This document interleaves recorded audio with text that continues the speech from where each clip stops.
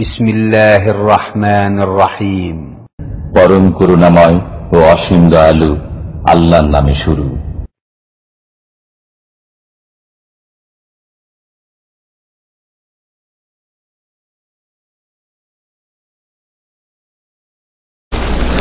আসসালামু আলাইকুম ওয়া রাহমাতুল্লাহি ওয়া বারাকাতুহু। বিসমিল্লাহির রহমানির রহিম। আলহামদুলিল্লাহি রাব্বিল আলামিন ওয়াস সালাতু ওয়াস সালামু আলা সাইয়্যিদিল মুরসালিন নবিয়িনা মুহাম্মদ ওয়া আলা আলিহি ওয়া সাহবিহি আজমাইন ওয়া মান তাবিআহুম বিইহসানিন ইলা ইয়াউমিদ্দিন, আম্মা বাদ। ফাকাদ ক্বালাল মুআল্লিফ রাহিমাহুল্লাহু তাআলা বাবু মা জাআ ফি হিমায়াতিল মুস্তাফা সাল্লাল্লাহু আলাইহি ওয়াসাল্লাম জানাবাত তাওহীদ ওয়া সাদ্দিহি কুল্লা তারিকিন ইউআসসিলু ইলা শিরক। وقول الله تعالى لقد جاءكم رسول من أنفسكم عزيز عليه ما عنتم حريص عليكم بالمؤمنين رؤوف رحيم. وعن أبي هريرة رضي الله عنه قال قال رسول الله صلى الله عليه وسلم لا تجعلوا بيوتكم قبورا ولا تجعلوا قبري عيدا وصلوا علي فإن صلاتكم تبلغني حيث كنتم. رواه أبو داود بإسناد حسن ورواته ثقات. وعن علي بن الحسين রাদিয়াল্লাহু আনহুম আজমাইন আন্নাহু রাআ রাজুলান ইয়াজিউ ইলা ফুরজাতিন কানাত ইনদা কবরিন নবী সাল্লাল্লাহু আলাইহি ওয়াসাল্লাম ফায়াদখুলু ফিহা ফায়াদউ ফানাহাহু ওয়া ক্বাল আলা উহাদ্দিসুকুম হাদিসান সামি'তুহু মিন আবি আন জাদ্দি আন রাসূলিল্লাহ সাল্লাল্লাহু আলাইহি ওয়াসাল্লাম ক্বাল লা তাত্তাখিযু কবরি ঈদা ওয়ালা বুয়ুতাকুম কুবুরা ফাইন্না তাসলিমাকুম ইয়াবলুগুনি আইনামা আও হাইসুমা কুনতুম। রাওয়াহু ফিল মুখতারা। আল্লাহ পাক রব্বুল আলামিনের যাবতীয় প্রশংসা যে আল্লাহ পাক একক, যার কোনো শরীক নেই। সে আল্লাহ পাক রব্বুল আলামিনের জন্য সমস্ত ইবাদত বন্দেগী বান্দার সালাত এবং সালাম নাযিল হোক নবী মুহাম্মদ রাসূলুল্লাহ সাল্লাল্লাহু আলাইহি ওয়াসাল্লামের উপর, যিনি শিরকের সমস্ত পথ বন্ধ করেছেন এবং তাওহীদের দিকে সারা জীবন আহ্বান করেছেন। আজকে কিতাবুত তাওহীদে দর্সের বিষয়বস্তু হচ্ছে রাসূলুল্লাহ সাল্লাল্লাহু আলাইহি ওয়াসাল্লাম যে তাওহীদের বিভিন্ন দিকের সুরক্ষার ব্যবস্থা করেছেন এবং তাওহীদকে নষ্ট করে যে শিরকে, যেসব রাস্তা দিয়ে মানুষ শিরকের দিকে চলে যায় সেসব রাস্তাকে রাসূলুল্লাহ সাল্লাল্লাহু আলাইহি ওয়াসাল্লাম বন্ধ করেছেন। এই সম্পর্কে এখানে একটি আয়াত লেখক নিয়ে এসেছেন আর দুটি হাদিস। এই সংক্ষিপ্ত আজকের আলোচনা। লেখক বলছেন বাবু মা জা ফি হিমায়াতিল মুস্তাফা সাল্লাল্লাহু আলাইহি ওয়াসাল্লাম জানাবাত তাওহীদ। এই অধ্যায় হচ্ছে এই সম্পর্কে যে যা বর্ণিত হয়েছে রাসূলুল্লাহ সাল্লাল্লাহু আলাইহি ওয়াসাল্লামের সুরক্ষা সম্পর্কে। রাসূলুল্লাহ সাল্লাল্লাহু আলাইহি ওয়াসাল্লামের একটি গুণবাচক নাম হচ্ছে আল মুস্তাফা। মুস্তাফা মানে মনোনীত, মনোনীত, যাকে আল্লাহ পাক রব্বুল আলামিন মনোনীত করেছেন। আল্লাহ পাকের মনোনয়ন হয়েছে রিসালাত নবুয়ত দিয়ে, যে তাকে রাসূল করেছেন, তাকে নবী করেছেন। সফিউন, সফিউন মানে নির্বাচিত, মনোনীত, হ্যাঁ, পছন্দনীয়, যাকে ইখতিয়ার করা হয়েছে, চয়েস করা হয়েছে। সফি, ওই সদ ফা ইয়া হচ্ছে ওর মাদ্দা। আর আরবি গ্রামারে বাবে ইফতিয়ালে গেলে মুস্তাফা তা হয়, আর তাটা তয়ে বদলে গেছে। তাকে সদের পাশাপাশি হওয়ার কারণে সদের কাছাকাছি মাখরাজ হচ্ছে তয়ের, এই জন্য এসে তাকে আসলে ছিল তা মুস্তাফা, সেটাকে করা হয়েছে মুস্তাফা। যেমন মুজতাবা, ইজতেবা মানে হচ্ছে মনোনীত করা, নির্বাচন করা। নবী সাল্লাল্লাহু আলাইহি ওয়াসাল্লাম একটি গুণবাচক নাম হচ্ছে মুজতাবা, নির্বাচিত। তো রাসূলুল্লাহ সাল্লাল্লাহু আলাইহি ওয়াসাল্লাম হচ্ছেন আল্লাহ পাকের মনোনীত। তিনি যে তাওহীদের বিভিন্ন দিকের সুরক্ষার ব্যবস্থা করেছেন। হিমায়াতুল মুস্তাফা মানে নবী সাল্লাল্লাহু আলাইহি ওয়াসাল্লাম যিনি মনোনীত, তার সুরক্ষা সম্পর্কে যা বর্ণিত হয়েছে। জানাবাত তাওহীদ মানে জানেবাত তাওহীদ। জানাব মানে হচ্ছে এখানে জানেব আরবি ভাষায়, আর বাংলা উর্দুতে জনাব মানে স্যার, হ্যাঁ, মহাশয়। তাওহীদের যে বিষয়টি রয়েছে সেই বিষয়টিকে রাসূলুল্লাহ সাল্লাল্লাহু আলাইহি ওয়াসাল্লাম বড়ই সুরক্ষিত করেছেন, তার হেফাজত করেছেন। তাওহীদ যাতে করে সুরক্ষিত হয়, তাওহীদ নষ্ট না হয়, দুর্বল না হয়। ওয়াসাদ্দিহি কুল্লা তারিকিন, আর রাসূলুল্লাহ সাল্লাল্লাহু আলাইহি ওয়াসাল্লামের বন্ধ করে দেওয়া এমন প্রত্যেকটি পথ ইউআসসিলু ইলা শিরক, যা শিরক পর্যন্ত পৌঁছায়, অর্থাৎ রাসূলুল্লাহ সাল্লাল্লাহু আলাইহি ওয়াসাল্লাম এমন সবগুলি পথকে বন্ধ করার ব্যবস্থা করেছেন যেই পথগুলি মানুষকে শিরক পর্যন্ত নিয়ে যায়। অনেক কাজ আছে যে কাজগুলি সরাসরি যদি বলা হয় ওই কাজগুলি সম্পর্কে, তাহলে শিরক নাই, কিন্তু শিরকের পথ, শিরকের রাস্তা, শিরকের রাস্তা। আল্লাহ পাক রব্বুল আলামিন গুনাহ হারাম করেছেন, পাপ হারাম করেছেন, আর পাপের রাস্তায় যাওয়া, পাপের রাস্তার কাছাকাছি যাওয়া, পাপের রাস্তায় চলা, পাপের রাস্তায় পা দেওয়া, তাও আল্লাহ পাক হারাম করেছেন। এই জন্য আল্লাহ পাক রব্বুল জিনা ব্যভিচার সম্পর্কে বলছেন ওয়ালা তাকরাবুজ জিনা, ব্যভিচারের কাছেও যেও না। এই কথা বলেন যে জেনা হচ্ছে কবিরা গুনাহ, বড় অপরাধ। হ্যাঁ, আল্লাহ জেনা করিও না এই কথা বলেননি, কি বলেছেন? কাছেও যেও না। জেনার কাছে যাওয়া হচ্ছে জেনাতে যেই কাজগুলি, কথাগুলি, মানে যেই রাস্তাগুলি জেনা পর্যন্ত পৌঁছায় সেগুলো থেকে বেঁচে থাকে। যেমন কোন অপর মহিলার সাথে টেলিফোন আলাপ করা, অথচ আপনার না কোনো ব্যবসায়ী সম্পর্ক আছে, না সাংসারিক সম্পর্ক আছে, এমনিতে খালাতো মামাতো বোন আমোদ ভর্তি করেন। হ্যাঁ, শালীর সাথে কথা বলেন, ভাবির সাথে কথা বলেন, কেন, কি প্রয়োজন আপনার? এগুলি হচ্ছে গুনার পথ, গুনার রাস্তা, তাই না? এইরকমই নির্জনে কোনো মহিলা একা ঘরে আছে, আর ওর ঘরে ঢুকা, দেবর ভাবির ঘরে ঢুকে ভাতিজা ভাতিজিদেরকে আদর করার বাহানাই, এগুলি হচ্ছে জেনার রাস্তা। যদিও তার অন্তর সত্ত্বা যে আমার ভাবির ঘর, ভাইয়ের ঘর, আর ভাবিকে আমি বোনের মতো শ্রদ্ধা করি, এসব যুক্তি চলবে না। হ্যাঁ, যে আপনার ভাবি, সেটা ভাবির ঘর, আর ভাই মজুদ নেই, আর আপনিও ঘরে ঢুকছেন, বা মহিলা একজন আছে সেখানে ঢুকছেন আপনি, এটা নিষিদ্ধ ইসলামে। হ্যাঁ, এটা বড় জেনা না হইলেও জেনার এগুলি রাস্তা, এই জন্য এগুলোকে বিভিন্ন রকমের জেনা বলে আখ্যায়িত করা হয়েছে। কোনটা চোখের জেনা, কোনটা হাতের জেনা, কোনটা কথার জেনা, কোনটা পায়ের জেনা। আপনার কদম বাড়াইলেন আপনি ভাবির রুমের দিকে, অথবা শালীর রুমে যেখানে একা আছে, ফিতনার আশঙ্কা আছে। এইরকমই ডাক্তারখানা আপনি নিজের ভাবিকে নিয়ে চললেন রিক্সাতে, ভাবিকে নেওয়ার জন্য তার বাবার বাড়ি চলে গেলেন, ভাবিকে নিয়ে আসলেন আপনি, আমাদের বাড়ি নিয়ে আসলাম, এইসবগুলো হচ্ছে জেনার কাছে যাও, জেনার রাস্তা এগুলি। তবে জেনার রাস্তা থেকে যেমন নিষেধ করা হয়েছে, তেমনি খুনের রাস্তা থেকে নিষেধ করা হয়েছে। হ্যাঁ, যে কোনো গুনার রাস্তা থেকে নিষেধ করা হয়েছে, মদের রাস্তা থেকে নিষেধ করা হয়েছে, যে কোনো পাপের রাস্তা থেকে নিষেধ করা হয়েছে। আর সবচেয়ে বড় গুনাহ হচ্ছে কি জানেন না? যে সবচেয়ে বড় গুনাহ কি? খুন করা নাকি? চুরি করা? ব্যভিচার করা? শিরক করা। কারণ যে ব্যক্তি শিরক করলো সে আল্লাহর সাথে অংশীদার বানিয়ে দিল। জেনাকারী আল্লাহর সাথে অংশীদার বানালো না, কিন্তু আল্লাহ পাক রব্বুল আলামিনের যে বিরুদ্ধাচরণ করলো, আর আল্লাহ পাক যে দেখছেন এবং আল্লাহ পাক পকড়াও করবেন, আল্লাহর পকড়াওয়ার বাইরে যেতে পারবো না, অবশ্যই ধরা খেতে হবে, এই ইমানটা তার দুর্বল হয়ে পড়েছে। অথচ একজন মুসলিম এ কথা বিশ্বাসী যে কোনো অপরাধ করি আল্লাহ ধরবেন, ছেড়ে দেবেন না, আর আল্লাহ হিসাব নেবেন। এ কথা যদি তার ব্রেনে ভালোভাবে বসে থাকতো, সজাগ থাকতো এ বিষয়ে, তাহলে কখনো জেনার কাছে যেতে পারতো না। আল্লাহ পাক রব্বুল আলামিন যে কোনো গুনাহ যেমন হারাম করেছেন, ওই গুনাহর রাস্তাগুলিতে যাওয়াও হারাম করেছেন। বোঝা গেছে? আর সবচেয়ে বড় গুনাহ হচ্ছে আকবরুল কাবায়ের, আল্লাহর সাথে শরীক আর অংশীদার স্থাপন করা। সুতরাং শিরকের সমস্ত রাস্তা রাসূলুল্লাহ সাল্লাল্লাহু আলাইহি ওয়াসাল্লাম বন্ধ করেছেন। সেগুলি শিরক না হইলেও সেগুলি বিদআত, আর বিদআতই ধীরে ধীরে মানুষকে শিরকে পৌঁছায়। যেমন উদাহরণস্বরূপ বলি তাহলে বুঝতে সুবিধা হবে, কবরে সেজদা করেন না, কবরওয়ালার কাছে চান না। হ্যাঁ, কবরে সেজদাও করেন না, কবরওয়ালার কাছে চান না, কবরে নিয়ে গিয়ে ওই ওলির নামে বা ওই যে মৃত তার নামে জবাই করেন না, এসব করেন না। এগুলো তো শিরক করলেন আপনি। কিন্তু আপনি করছেন কি? কবরটা পাকা করে রেখে দিলেন, কবরটা পাকা করলেন, বিদআত হারাম কাজ করলেন, আর শিরকের রাস্তা খুললেন। আজকে শিরক না হলেও 2, 4, 5, 10 বছর পরে শিরক শুরু হবে। আর এভাবে হয়েছে কবর মাজার পূজা শুরু মুসলিম সমাজে। কবরে ফুল চড়াইলেন শ্রদ্ধার জন্য, আমি ইবাদতের জন্য না, আর এ দিতে পারে এটাও মনে করি না, এ আমার ক্ষতি করতে পারে এটাও মনে করি না, কিন্তু ফুল চড়াই আমি শ্রদ্ধা দিলাম, এটা আমার হুজুরের, আমার আলেমের, আমার পীরের বা আমার নেতার। ঠিক আছে, এই কাজটা বিদআত, হারাম, গুমরাহি, জাহান্নামে যাওয়ার কারণ। হ্যাঁ, আর এটা কিছুদিন পরে ওই লোকগুলিকে অথবা পরবর্তী যে প্রজন্ম আসবে তাদেরকে শিরকে পৌঁছে দেবে। এগুলো হচ্ছে শিরকের রাস্তা। কবরে চাদর চড়ালেন, আপনি মনে করেন যে চাদর চড়াইলে আমার ফায়দা হবে, কিন্তু শ্রদ্ধা করলাম।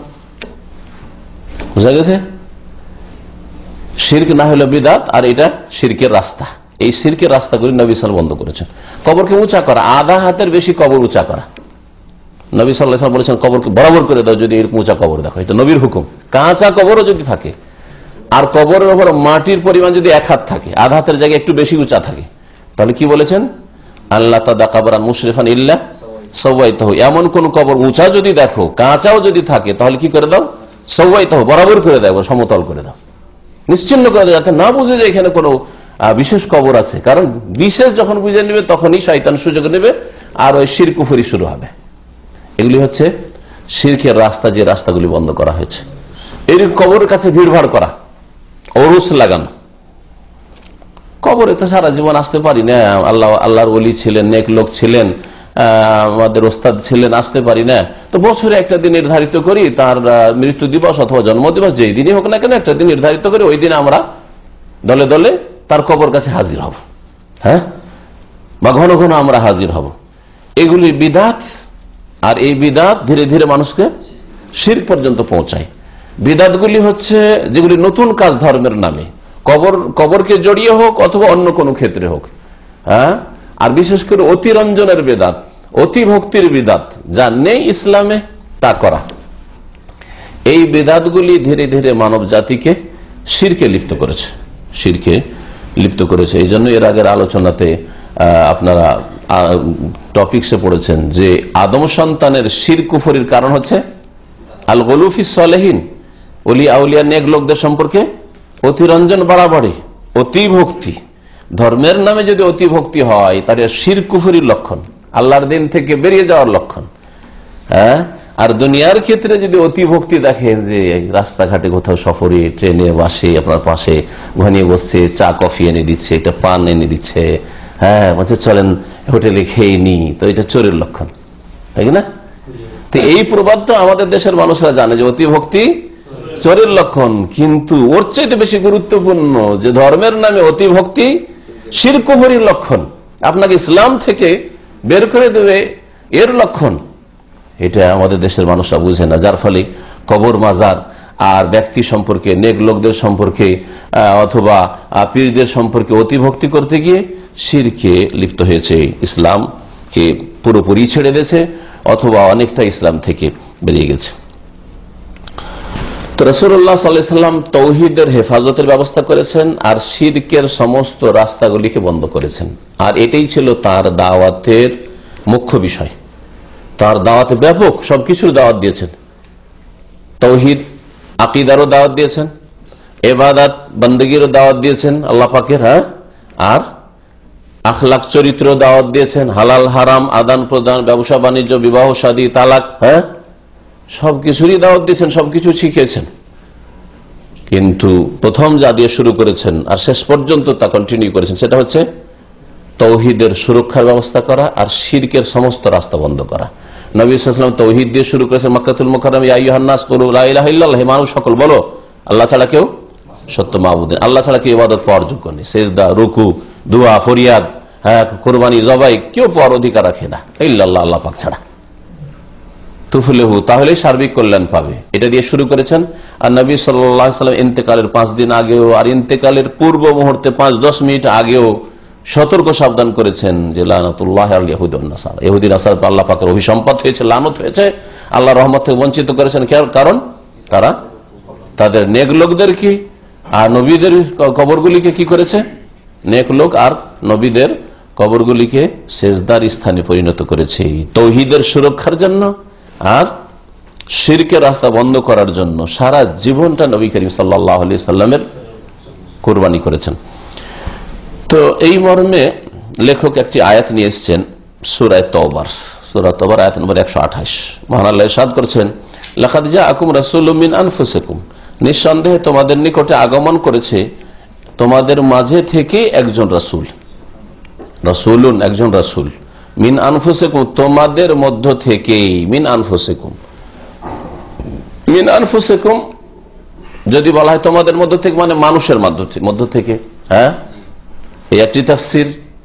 যে রাসূলুল্লাহ সাল্লাল্লাহু আলাইহি ওয়াসাল্লাম তোমাদের মধ্য থেকে এসেছেন, মানে তোমরাও মানুষ, আদম সন্তান, আর মুহাম্মদ সাল্লাল্লাহু আলাইহি সাল্লামও আদম সন্তান, মানুষ। তোমরা আদম সন্তান, মাটির তৈরি, রাসূলুল্লাহ সাল্লাল্লাহু আলাইহি সাল্লামও মাটির তৈরি, মিন আনফুসিকুম। তাহলে এতে খণ্ডন রয়েছে ওই সব পথভ্রষ্টদের যারা বলে যে মুহাম্মদ সাল্লাল্লাহু আলাইহি সাল্লাম মাটির নয় নূরের তৈরি। আল্লাহ কোথাও কোরআনে কারিমে বলেননি। আর এমনিও সাধারণ জ্ঞানেও যদি বলে মানুষ, আর ওদেরকে জিজ্ঞেস করে, ওদের সাধারণ লোকদেরকে জিজ্ঞেস করেন, আচ্ছা বলুন তো মুহাম্মদ সাল্লাল্লাহু আলাইহি ওয়াসাল্লাম আদম সন্তান না ফেরেশতা সন্তান? জিজ্ঞাসা করেন তো বিদেশী ভাইদেরকে যে মুহাম্মদ সাল্লাল্লাহু আলাইহি ওয়াসাল্লাম আদম সন্তান না ফেরেশতা সন্তান? আদম আলাইহিস সালামের সন্তান না জিবরাইল মিকাইলের সন্তান? বলুন দেখি, কি বলবেন? আদম সন্তান। আর আদম কিসের তৈরি? আল্লাহ পাক ঈসা আলাইহিস সালাম সম্পর্কে বলছে, ইন্না মাসালা ঈসা ইনদাল্লাহি কামাসালি আদম। নিঃসন্দেহে ঈসা আলাইহিস সালামের উদাহরণ হচ্ছে, দৃষ্টান্ত হচ্ছে কেমন? কামাসালি আদম, আদম আলাইহিস সালামের মতো। খালাকাহু মিন তুরাব, আদমকে কি দিয়ে আল্লাহ তৈরি করেছেন? মাটি দিয়ে তৈরি করেছেন। তাহলে আদম আলাইহিস সালামকে মাটি দিয়ে তৈরি করেছেন, আর সেখান থেকে তৈরি হয়েছেন ঈসা আলাইহিস সালাম। নবী সাল্লাল্লাহু আলাইহি ওয়াসাল্লাম আরো বলছেন, কুল্লুকুম মিন আদম। এটা হাদিস, নবী সাল্লাল্লাহু আলাইহি ওয়াসাল্লামের সহিহ হাদিস। তোমরা সকলেই আদম থেকে জন্ম নিয়েছো, আদমের বংশধর তোমরা। তোমরা সকলে মানে নবী নন? কুল্লুকুম মিন আদম, তোমরা সকলে আদম সন্তান। ওয়া আদম মিন তুরাব, আর আদম কিসের তৈরি? মাটির তৈরি। নবী সাল্লাল্লাহু আলাইহি কথা বললেন না, কিন্তু আমি ব্যতিক্রম, আমি নূরের তৈরি বলেছেন। কোন একটা সহিহ হাদিস আছে? জাল কথা এটা। তো তোমাদের মাঝে থেকে রাসূল এসেছেন, অর্থাৎ রাসূলুল্লাহ সাল্লাল্লাহু আলাইহি ওয়াসাল্লাম মানুষ, যেমন তোমরা মানুষ, মানুষের মধ্য থেকে এসেছেন। আর একটু খাস অর্থ, সেটা হচ্ছে যে তোমাদের মাঝে থেকে রাসূল এসেছেন একজন, মানে তোমরা হে আরবরা, যাদেরকে প্রথম সম্বোধন করা হয়েছে কোরআনে কারীম দিয়ে। কোরআনে কারীমে প্রথম সম্বোধন করা হয়েছে কারাকে? মক্কার লোকদেরকে, কুরাইশদেরকে, মক্কার আশেপাশের লোকদেরকে প্রথম ওদেরকে দাওয়াত দিয়েছে, তারপরে দূরে দাওয়াত পৌঁছানোর হুকুম হয়েছে। তাহলে আয়াতের তাফসীর কি হবে? তোমাদের মাঝে নিঃসন্দেহে একজন রাসূল এসেছেন, তোমাদের মাঝে থেকেই, মানে তোমাদের বংশ থেকেই, কুরাইশ বংশেরই একজন, বরং কুরাইশ বংশের একজন শ্রেষ্ঠ সন্তান, হ্যাঁ, যার সম্পর্কে জীবনে তোমরা কোন একটা দোষ ত্রুটি বলতে পারবে না। অনেকে সারা জীবনে কত রকমের ভুল করে। ছোটকালে কেউ কারো গাছের ফল পেড়ে খেয়েছেন, কারো ক্ষয়ক্ষতি করেছেন, কারো মুরগি ছাগল মেরেছেন, হ্যাঁ, তাই না? কত রকমের ক্ষতি করেছেন। কিন্তু রাসূলুল্লাহ সাল্লাল্লাহু আলাইহি ওয়াসাল্লাম সম্পর্কে আরব মুশরিকেরা, মক্কার লোকেরা সবাই জানতো যে সাদিকুন আমিন, সত্যবাদী এবং বিশ্বস্ত ব্যক্তি। যদি দ্বীন ইসলামের কথা, তাওহীদের কথা, লা ইলাহা ইল্লাল্লাহর কথা না বলতেন রাসূলুল্লাহ সাল্লাল্লাহু আলাইহি ওয়াসাল্লাম, তো তাদের কাছে একেবারে চোখ বন্ধ করে এক নাম্বার মানুষ, এইরকম মানুষ পৃথিবীতে হয়নি, আর হবেও না, এটাই না তাদের বিশ্বাস ছিল। তাহলে শত্রুতা তাদের লা ইলাহা ইল্লাল্লাহর সাথে, হ্যাঁ, ব্যক্তির সাথে নয়। ওই ব্যক্তি তো, যেই ব্যক্তি এর আগে লা ইলাহা ইল্লাল্লাহ দাওয়াত দেননি, আর এখন দাওয়াত দিতে লেগেছেন, দুশমন হয়ে গেলেন। যে রাসূলুল্লাহ সাল্লাল্লাহু আলাইহি ওয়াসাল্লাম তোমাদের মাঝে থেকে এসেছেন, তোমাদের বংশেরই, আর তোমাদের ভাষাভাষী, তোমাদের ভাষাভাষী, মিন আনফুসিকুম, তোমাদের ভাষায় পাঠিয়েছি। এটা আল্লাহ পাকের ইহসান যে তোমরা সহজে বুঝতে পারছো। হ্যাঁ, তোমাদের মাঝে থেকে পাঠিয়েছি যাতে করে এই আত্মহংকার না আসে, বা শয়তান তোমাদেরকে এই রাস্তা দিয়ে আবার বিভ্রান্ত না করে। আরে অন্য বংশের লোককে মারবো কেন? তোমাদেরই বংশের কুরাইশ, এই মক্কার লোক তোমাদেরই, তোমাদেরকে আগে দাওয়াত দেওয়া হচ্ছে, তোমরা মানো। তোমাদের বংশ থেকে আসলো, তোমাদের ভাষাভাষী আসলো, তোমরাই যদি না মানো, তা সারা পৃথিবীর লোক কি করে মানবে? এই কথা যেন বলা হয়েছে আয়াতে তাদেরকে। আজিজুন আলাইহি মা আনিতুম, তার ওপর বড়ই কষ্টকর হয়, মা আনিতুম, ওই সব বিষয়গুলি যা দ্বারা তোমরা কষ্ট পেয়ে থাকো দুনিয়াতে আখিরাতে। আনাতা মানে হচ্ছে কষ্ট পাওয়া, কষ্ট হওয়া বা কষ্ট পাওয়া। তো তোমাদের যে সব কাজে কথায় কষ্ট হয়, সেগুলিতে রাসূলুল্লাহ সাল্লাল্লাহু আলাইহি ওয়াসাল্লাম কষ্ট অনুভব করেন, তার জন্য সেগুলি খুব কঠিন হয়ে পড়ে। তিনি খুব কষ্টকর মনে করেন ওই সব বিষয়গুলি। নিজের ওপর কষ্ট হইলে কষ্ট হয় না তাকে, তোমাদের কষ্ট হইলে রাসূলুল্লাহ সাল্লাল্লাহু আলাইহি ওয়াসাল্লামকে কষ্ট হয়। তাহলে কত ভালো মানুষ ছিলেন। আরে আপনাদের কষ্ট হইলে আমাকে কষ্ট হয়, আপনাদের ব্যথায় আমি ব্যথিত, হ্যাঁ, তাহলে কত দরদি মানুষ তাহলে, তাই না? কিন্তু আপনাদের শোক, আপনাদের ব্যথা, আপনাদের চরকায় তেল দেন, আমার তাতে কি? যদি এইরকম হয়, তাহলে সে ভিন্ন লোক, ঠিক না? তো আল্লাহ পাক এটা শুধু মুখের দাবি নাই, রাসূলুল্লাহ আল্লাহ পাক সার্টিফিকেট দিচ্ছে। আমরা হয়তো মুখে দাবি করতে পারি অনেক সময় মিছামিছি বাড়াবাড়ি কথা মানুষের মন জয় করার জন্য, খুশি করার জন্য, কিন্তু আল্লাহ পাক রব্বুল আলামিন স্বয়ং নবী সাল্লাল্লাহু আলাইহি সাল্লামকে সার্টিফিকেট দিচ্ছেন যে হে মানুষ, তোমাদের যেসব কথা কাজে কষ্ট হয়ে থাকে বা যে অবস্থায় তোমরা বিপদে পড়ো, বসে মুসিবতে পড়ো, সেই অবস্থা দেখলে বা জানলে নবী সাল্লাল্লাহু আলাইহি সাল্লামকে কি হয়? বড়ই কষ্ট হয়। আজিজুন আলাইহি মানে শাকুন আলাইহি, তার জন্য বড়ই কষ্টকর হয়। মা আনিতুম মানে যাতে তোমাদের বিপদ আপদ রয়েছে, কষ্ট রয়েছে। বিপদ আপদ কষ্ট রয়েছে কিসে? যাতে তোমাদের বিভিন্ন রকমের কষ্ট হয়ে থাকে, যেমন কুফরি, তোমাদের কুফরিতে রাসূলুল্লাহ সাল্লাল্লাহু আলাইহি ওয়াসাল্লামকে কষ্ট হয়, তোমাদের গুমরাহিতে রাসূলকে কষ্ট হয়, তোমরা হতাহত হবে, তোমাদের বিরুদ্ধে আল্লাহ পাকের পক্ষ থেকে জিহাদের ঘোষণা হবে আর হতাহত হবে, এতে রাসূলুল্লাহ সাল্লাল্লাহু আলাইহি ওয়াসাল্লামকে কষ্ট হয়। রাসূলুল্লাহ সাল্লাল্লাহু আলাইহি ওয়াসাল্লাম চান না যে মানুষ হতাহত হোক। তারপরে তোমরা জিহাদ যখন আল্লাহর পক্ষ থেকে মুমিনরা করবেন আর বন্দী হয়ে আসবে, তাতেও রাসূলুল্লাহ সাল্লাল্লাহু আলাইহি ওয়াসাল্লাম কষ্ট হয়। এমন নয় যে বন্দী করা নবী সাল্লাল্লাহু আলাইহি ওয়াসাল্লামের শখ, লোকজনকে বন্দী করলে খুশি হন না, কখনো না। তো এগুলি হচ্ছে কষ্ট, তোমাদের বন্দী হওয়া, তারপরে তোমাদের নিহত হওয়া, তোমাদের আহত হওয়া, তোমাদের গুমরাহি, তোমাদের কুফরি, তোমাদের শিরক। কারণ কুফরি শিরক তোমাদের দুনিয়াতে আল্লাহর গজব ডেকে নিয়ে আসবে, আখিরাতে চিরকাল জাহান্নামে রাখবে। নবী সাল্লাল্লাহু আলাইহি ওয়াসাল্লাম যে তোমাদের অবস্থা দেখেন, যে তোমরা যে অবস্থায় আছো, এতে তোমাদেরকে জাহান্নামে যেতে হবে, আল্লাহ পাকের দুনিয়াতে আযাব আসবে, তাহলে নবী সাল্লাল্লাহু আলাইহি ওয়াসাল্লাম খুব কষ্ট পান, খুব কষ্ট হয়। তাহলে কত হিতাকাঙ্ক্ষী ছিলেন যে তোমাদের দুনিয়ারও ক্ষতি না হোক আর আখিরাতেরও কোন রকমের ক্ষতি না হোক, এটাই চেয়েছেন রাসূলুল্লাহ সাল্লাল্লাহু আলাইহি ওয়াসাল্লাম। তো রাসূলুল্লাহ সাল্লাল্লাহু আলাইহি ওয়াসাল্লাম জিহাদ করেছেন কেন? তাহলে যদি নবী সাল্লাল্লাহু আলাইহি ওয়াসাল্লামকে কাফেরদের কষ্টে, কুরাইশদের কষ্টে, আরব মুশরিকদের কষ্টে কষ্ট হইতো, আল্লাহ সার্টিফিকেট দিচ্ছেন, তো নবী সাল্লাল্লাহু আলাইহি ওয়াসাল্লাম বদর, উহুদ করলেন কেন, আর মক্কা করলেন কেন, খন্দক কেন হইলো, কেন হইলো? এটা বোঝার জন্য একটি শুধু উদাহরণ দিচ্ছি, সেটা ছোট বাচ্চার ওষুধ খাওয়ান। ছোট বাচ্চাকে যখন ওষুধ খাওয়ান, তখন বাচ্চা কি করে? খেতে চায়, চিৎকার করে আর আছাড় পাছাড় করে, মোটেই খেতে চায় না। অনেক সময় উগলি দিতে পারলে উগলে দেয়, তখন মা বাবা কি করে? হাত চেপে ধরে, পা চেপে ধরে, মুখটাকে ফেড়ে ঢুকিয়ে দিয়ে তারপরে ফেড়ে ধরে যতক্ষণ পর্যন্ত না গিলে ছেড়ে দেন, গিলবি তারপরে তুই ছাড়বো, ঠিক না? কেন করে? কষ্ট দেওয়ার জন্য ছেলেটাকে, যাতে সুস্থ হয়, ওর হিতাকাঙ্ক্ষী দরদি, সেই জন্য। যদিও তোমার জন্য অপ্রীতিকর ওষুধটা, তিতা লাগছে বা মন খারাপ হচ্ছে, বমি চলে আসছে, তারপরে তোমাকে খেতে হবে। তারপর আর একটা উদাহরণ অপারেশনের দেন, বড় মানুষের, ছোটদের না। 50-60 বছরের মানুষ আর অপারেশন করে 1-2 লিটার রক্ত গেল, আর জখমও হইল, বেচারা কমজোরও হইল, তারপরে 1,00,000-10 লাখ টাকা খরচও হইল, অপারেশন করে নিয়ে আসছেন নিজের বাবাকে, মাকে। কেন অপারেশন করে নিয়ে আসছেন? মাকে কষ্ট দেওয়ার উদ্দেশ্য ছিল, বাপকে কষ্ট দেওয়ার উদ্দেশ্য ছিল? কষ্ট দেওয়ার জন্য এত টাকা পয়সা খরচ করে আসলেন? কি জন্য? যে আপাতত একটু জখম হইলেও, পেটটা কাটা ছিঁড়া হইলেও, যাতে করে ভবিষ্যৎ জীবনটা সুখে শান্তিতে থাকে, সুস্থ হয়ে থাকে আর চলাফেরা করতে পারে, ঠিক না? তো জিহাদ ফি সাবিলিল্লাহ ঠিক অপারেশনের মতো। জিহাদ ফি সাবিলিল্লাহ ছোট বাচ্চাকে যে ওষুধ খেতে চায় না, ওষুধ খাওয়ানোর মতো। অবুঝ কাফের মুশরিক বুঝে না যে ও জাহান্নামে চলে যাচ্ছে, শয়তান ইবলিস জাহান্নামে নিয়ে যাচ্ছে, তো ওদেরকে টেনে নিয়ে আসার জন্য একটু চাপ সৃষ্টি করা আর ভালো রাস্তাটাই একটু লাগিয়ে দেওয়া, ভালো রাস্তা উঠিয়ে দেওয়ার জন্য। আজকালকার ট্রাফিক আইনের উদাহরণ তাও দিতে পারেন। ট্রাফিক আইন, আপনাকে বেল্ট না লাগাইলে একটা ফাইন লাগিয়ে দিচ্ছে, কত? 150 রিয়াল। ইশারায় সিগন্যাল লাল হয়ে তারপর টান দিলেন, 900 রিয়াল। কেন? জালেম আপনি, জালেম আপনি। বেল্ট লাগান না, আপনি ভুল করছেন, আপনি ওই সিগন্যাল লাল হয়ে আছে আর চলে যাচ্ছেন ক্রস করে, আপনি জালেম, আপনি অন্যায় কাজ করছেন।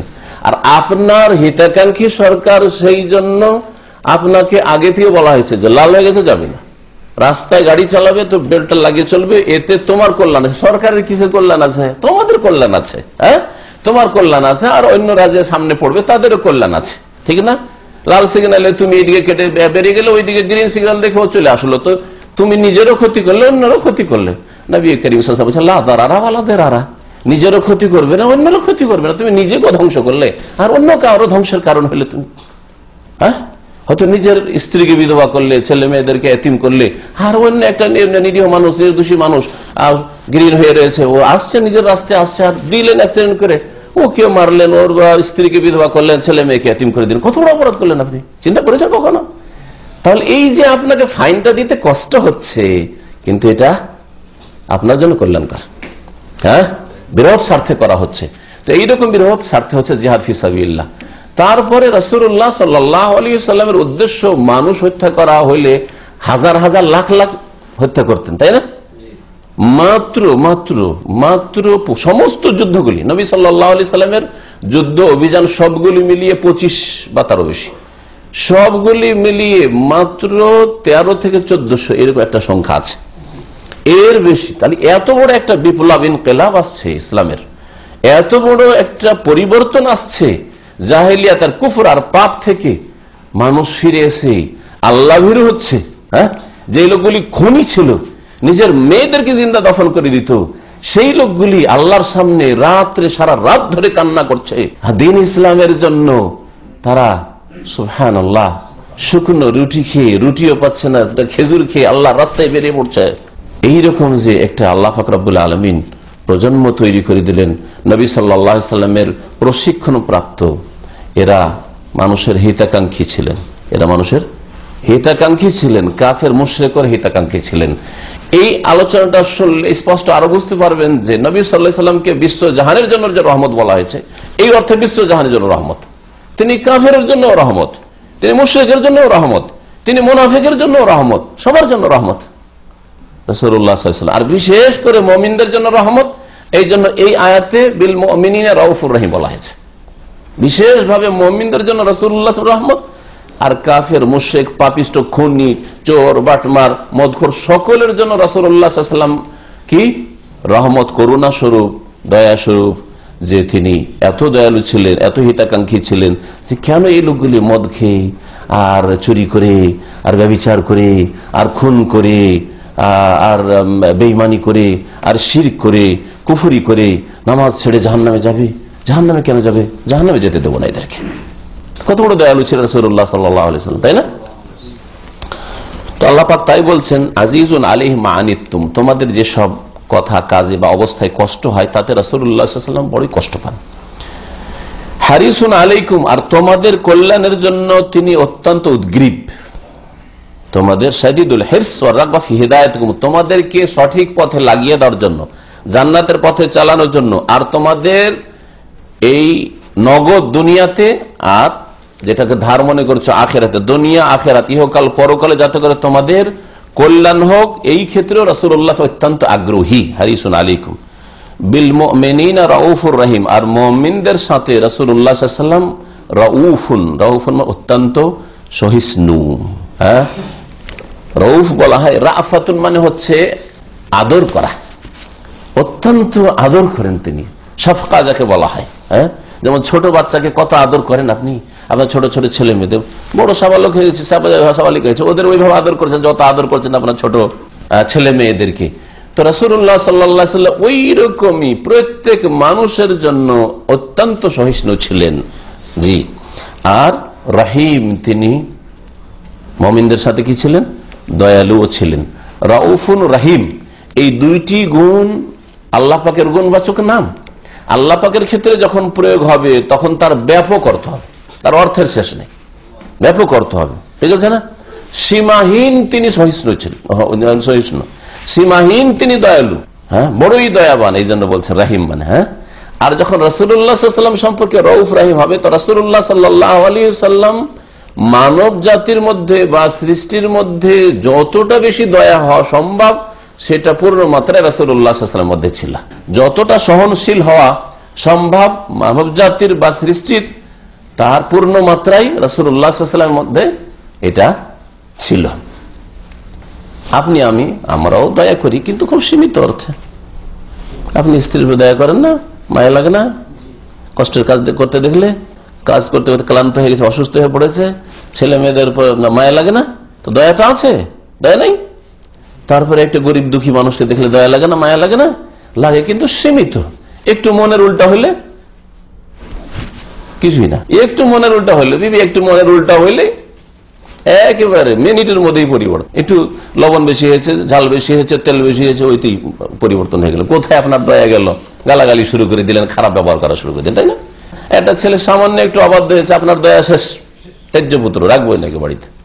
কোথায়? কত সীমিত দয়া আপনার। কিন্তু রাসূলুল্লাহ সাল্লাল্লাহু আলাইহি ওয়াসাল্লাম এর সাথে যারা খারাপ ব্যবহার করেছে, নবী সাল্লাল্লাহু আলাইহি ওয়াসাল্লাম তাদেরকে মাফ করেছেন। আপনি পারবেন না?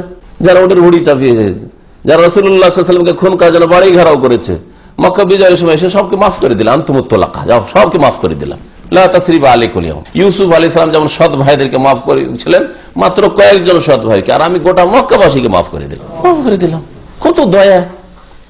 এইরকম দয়া কোন সৃষ্টির হইতে পারে না, একমাত্র রাসূলুল্লাহ সাল্লাল্লাহু আলাইহি ওয়াসাল্লামের মধ্যে ছিল, যে আল্লাহ পাক দান করেছিলেন। আল্লাহর ক্ষেত্রে যখন এই নামগুলি ব্যবহার করা হবে, তখন সীমাহীন অর্থ থাকবে, তাতে ব্যাপক অর্থ থাকবে।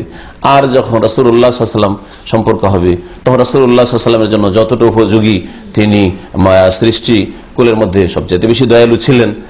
আর যখন আপনার জন্য, আমার জন্য ব্যবহার হবে, আমার আব্বা বড় দয়ালু, আমার আম্মা খুব দয়া করে, মায়া করে, তখন সেই অর্থে ব্যবহার হবে।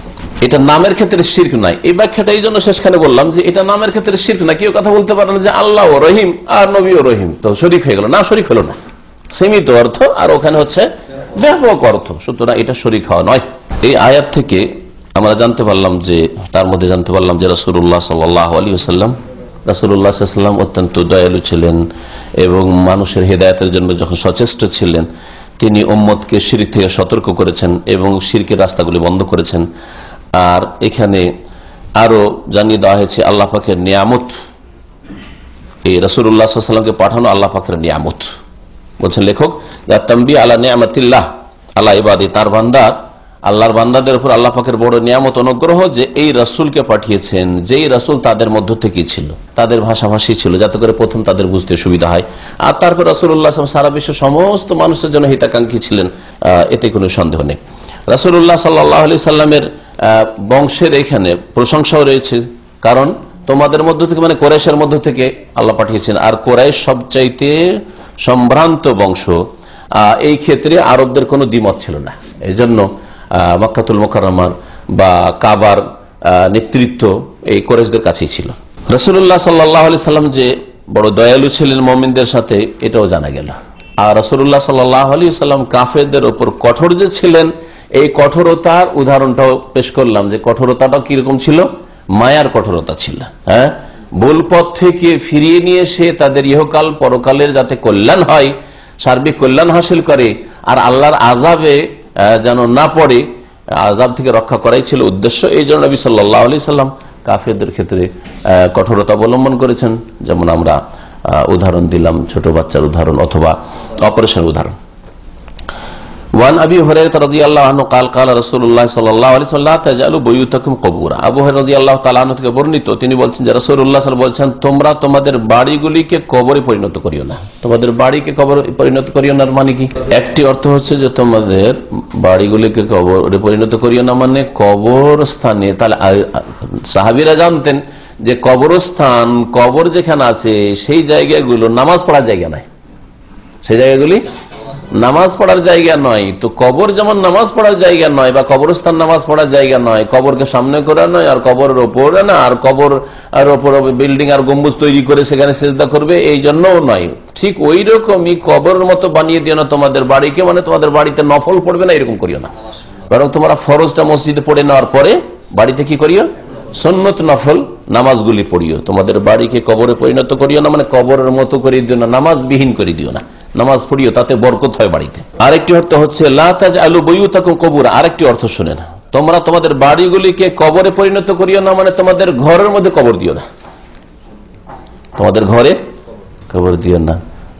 ভাবলেন যে আমার আব্বা এত প্রভাবশালী মানুষ ছিলেন, আর এত ধন দৌলত আছে, তো তাকে দূরে কেন কবর দেব, তার ঘরেই কবরটা দিয়ে দিই, বা আমাদের উঠানেই কবরটা দিয়ে দিই, সামনে থাকলো, চোখের সামনে কবরটা থাকলো সবসময় না, এটা নিষেধ।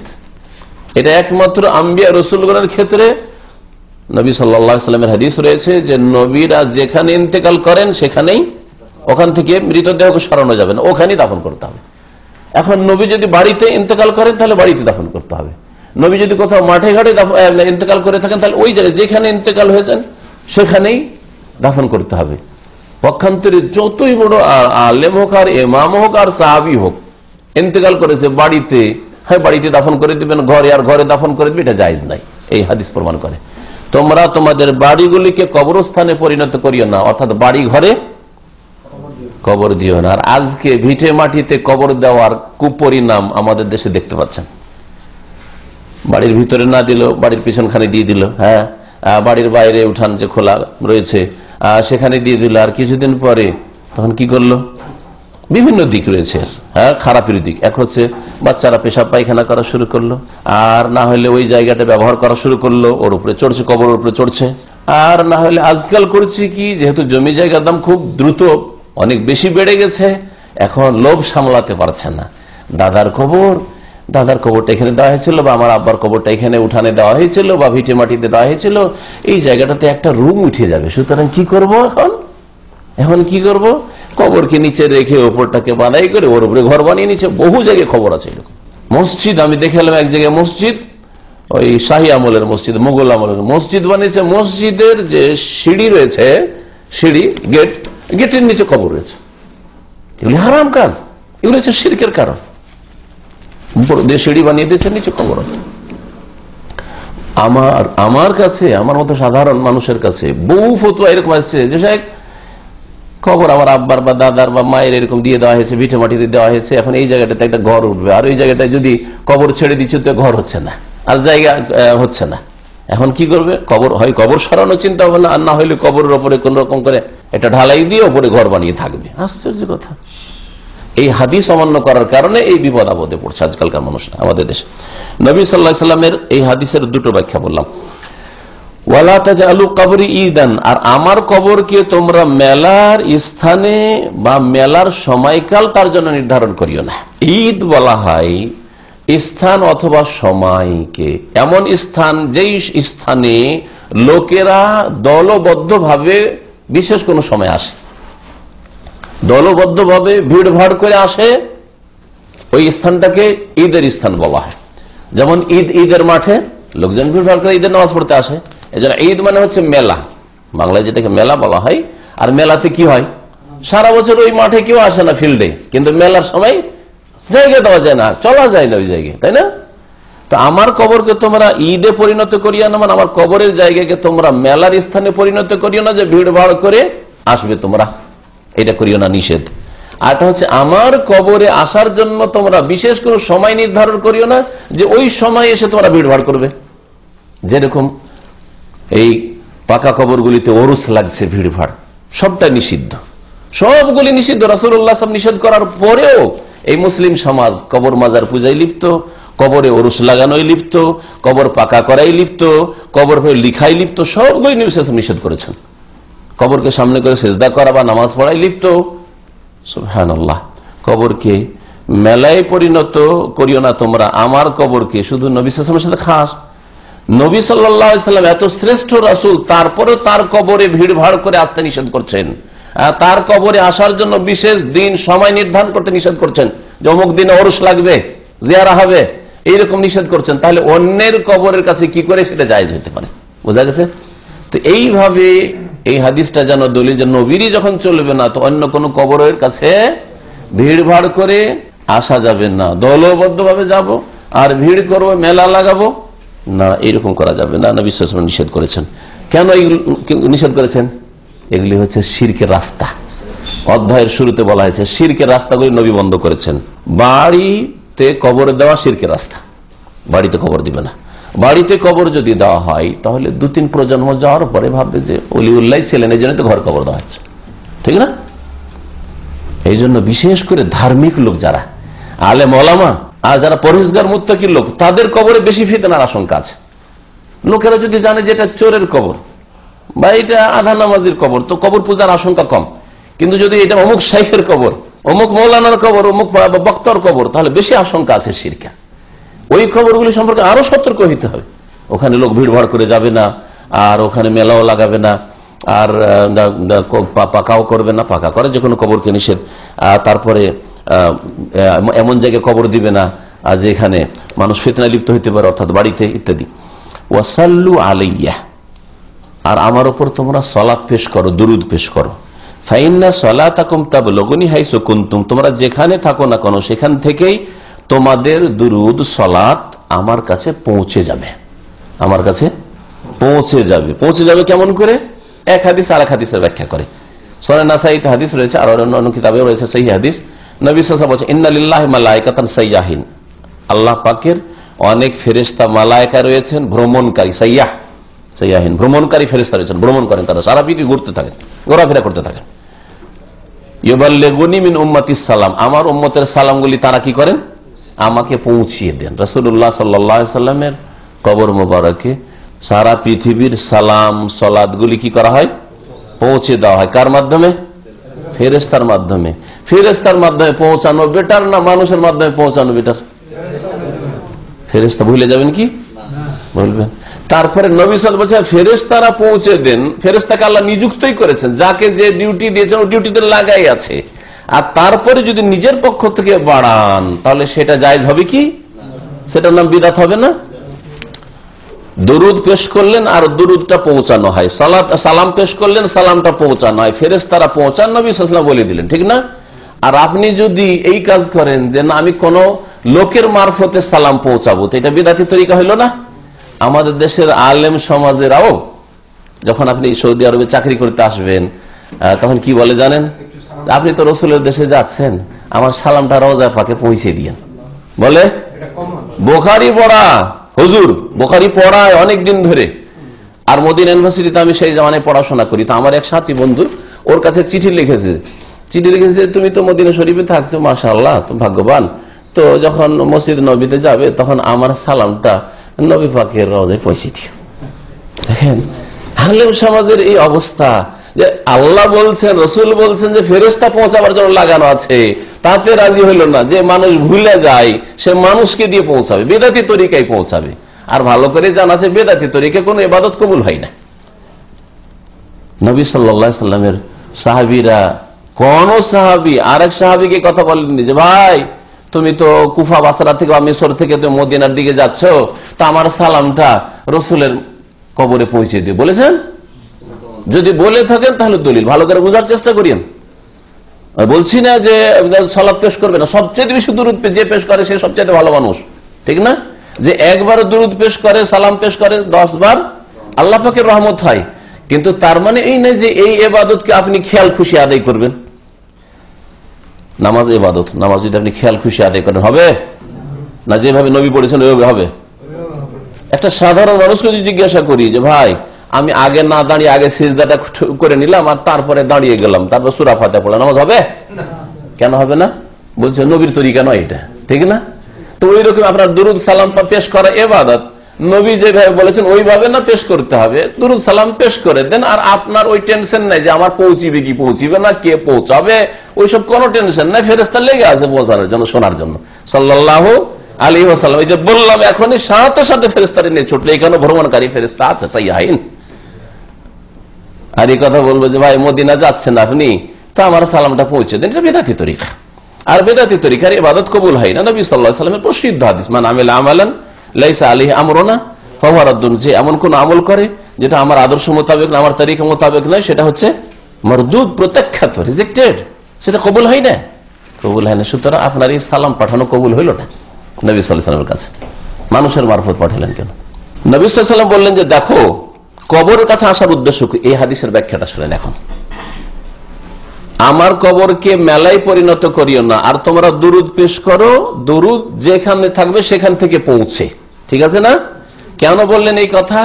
যে আমার কবরের কাছে আসার উদ্দেশ্যটা কি তোমার? তুমি আসবে এই জন্য না যে নবী কিছু দিতে, দুরুদ সালাম পেশ করার জন্য, ঠিক না?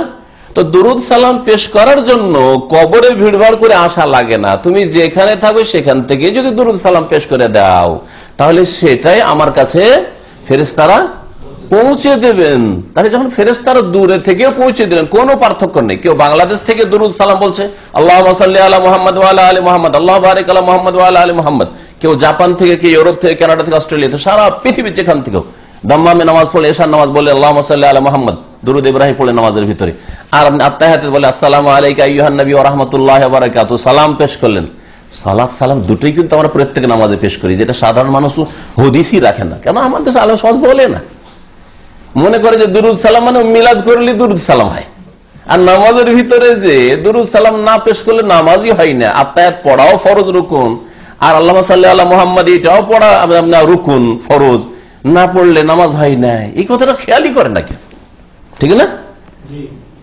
তাহলে কে বেশি শ্রদ্ধা পোষণ করে রাসূলুল্লাহ সাল্লাল্লাহু আলাইহি ওয়াসাল্লামের? যে মনে করে যে আমার নামাজ হবে না যদি আত্তাহিয়াত আর দুরুদ আমি নামাজের মধ্যে পড়ে রসুলকে সালাত সালাম না পেশ করি, তাহলে এই লোকটা বেশি ভালোবাসে রসুলকে না, যে এগুলোর খেয়ালই রাখে না। বরং তাদের মযহাবে হুকুম হচ্ছে যে আত্তাহিয়াত পড়া ফরজ রুকুনও না, আত্তাহিয়াত যদি নাও পড়ে তবু নামাজ হয়ে যাবে ওয়াজিব তাদের কাছে, ছুটে যায় সহসিজদা করলে চলে।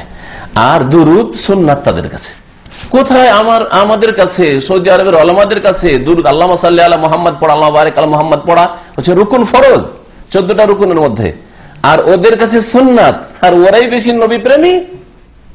আশ্চর্য। আর নামাজের ভিতরে নবীকে সালাত সালাম পেশ করা বেশি ভালো না নামাজের বাইরে বেশি ভালো? নামাজের ভিতরে। আর নামাজের ভিতরে পেশ করাটা রাসূলুল্লাহ সাল্লাল্লাহু আলাইহি ওয়াসাল্লাম শিখিয়েছেন। এটা শেখাননি যে তোমরা অনুষ্ঠান করো আর ইয়া নবী সালাম আলাইকা করো, এটা শেখাননি নবী সাল্লাল্লাহু আলাইহি ওয়াসাল্লাম। নবী সাল্লাল্লাহু আলাইহি ওয়াসাল্লাম এটা শেখাননি যে জলসায় তোমরা দুরুদ এটা আবিষ্কার করবে, মেহরুল্লাহ মুনশির দুরুদটা তোমরা, আর বলে আল্লাহুম্মা সাল্লি আলা সাইয়্যিদিনা মাওলানা মুহাম্মদ ওয়া আলা আলি সাইয়্যিদিনা মাওলানা মুহাম্মদ। কোথায় আছে বলেন দেখি? এটা বাঙালি দুরুদ, এটা কথা বুঝতে পেরেছেন? হ্যাঁ, হাসবেন, এটা বাঙালি দুরুদ। পাবনার মেহরুল্লাহ মুনশি তৈরি করেছিল ইংরেজদের আমলে। আর আমাদের দেশে আরো বলে যে এটা ওই বক্তার চা খাওয়ার দুরুদ। এখন আমার একটু চা পানি খাওয়ার দরকার হয়েছে, আপনাদেরকে একটু আল্লাহুম্মা সাল্লি আলা সাইয়্যিদিনা, তাও পুরো পড়েন, আশ্চর্য, আল্লাহুম্মা করে ছেড়ে দিল। হ্যাঁ, আর না হলে বলে আল্লাহুম্মা সাল্লি আলা, সাল্লি আলা, সাল্লি আলা মানে তো কিছু হলো না। সাল্লি আলা মানে ওপরে সালাত করো, ওপরে কার ওপরে? হ্যাঁ, সাল্লি আলা বলে দিয়ে আপনাদেরকে ছেড়ে দিল যে আপনারা করেন, আমি চা খাচ্ছি, দুধ খাচ্ছি। আস্তাগফিরুল্লাহ। বিদাতি তরিকা। তো নবী সাল্লাল্লাহু আলাইহি ওয়াসাল্লাম বলছেন যে দেখো, সারা দুনিয়ার যে কোনো জায়গা থেকে দুরুদ পাঠাইলে পৌঁছে যায়, তাহলে আমার কবরের কাছে এইরকম ভিড় ভাড় করে আর মেলা করার প্রয়োজনটা কি করবে না তোমরা?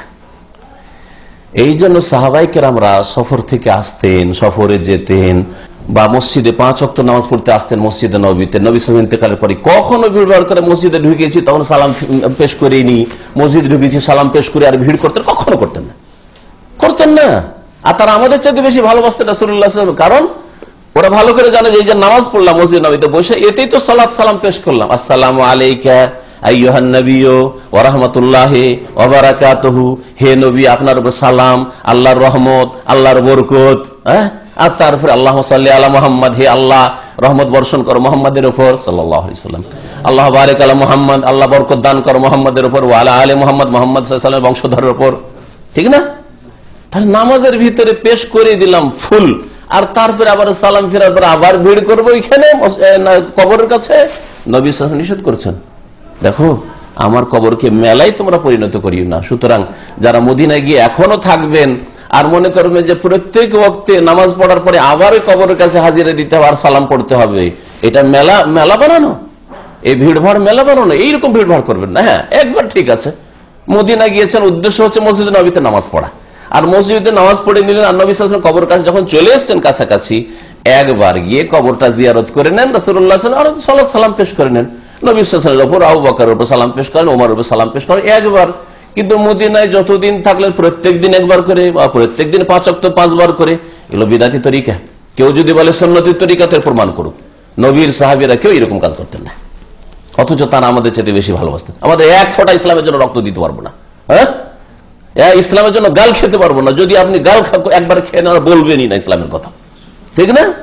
রাসূলুল্লাহ সাহাবায়ে কেরামরা যারা ইরাক বিজয় করছেন, যারা রোম সাম্রাজ্য বিজয় করছেন, যারা পারস্য সাম্রাজ্য বিজয় করছেন, আর যারা মাতৃভূমির কথা চিন্তাই করছেন না, কোথা থেকে কোথায় চলে যাচ্ছেন, তাদের কবর, আবু আনসারীর কবর কোথায় জানেন?